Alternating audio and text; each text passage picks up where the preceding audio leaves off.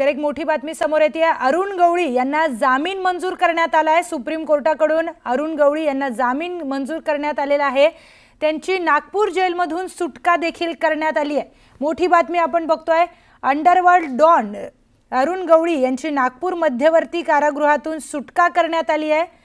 तर अरुण गवळी यांची 18 वर्षांनंतर नागपूर तुरुंगातून सुटका झाली आहे।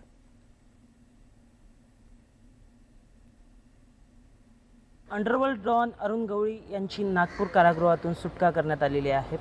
जामीन मंजूर करण्यात आलेला आहे त्यांना कमलाकर जामखेडे यांच्या शिवसेनेचे नगरसेवक यांच्या हत्या प्रकरणात जामीन मंजूर करण्यात आला। त्यांना 18 वर्ष आधीपासून शिक्षा सुनावली होती आणि त्या शिक्षा भोगत असलेल्या अरुण गवळी यांना आता वयाच्या दाखल्या देऊन सुटका करण्यात आली आहे। मीडियापासून त्यांना सेंट्रल जेलच्या प्रशासनाने लपवून त्यांना नागपूर एअरपोर्टला आणला आणि नागपूर एअरपोर्टमधून विमानतळावर दाखल केलं गेलं आहे आणि ते आता मुंबईसाठी थोड्याच वेळात रवाना होतील। ऋषभ परकुंडे, न्यूज 18 लोकमत, नागपूर। तर अंडरवर्ल्ड डॉन अरुण गवळीची सुटका करण्यात आलेली आहे नागपूर कारागृहामधून। तब्बल 18 वर्षांनंतर त्यांची नागपूर तुरुंगातून सुटका करण्यात आली आहे। पुन्हा पाहूया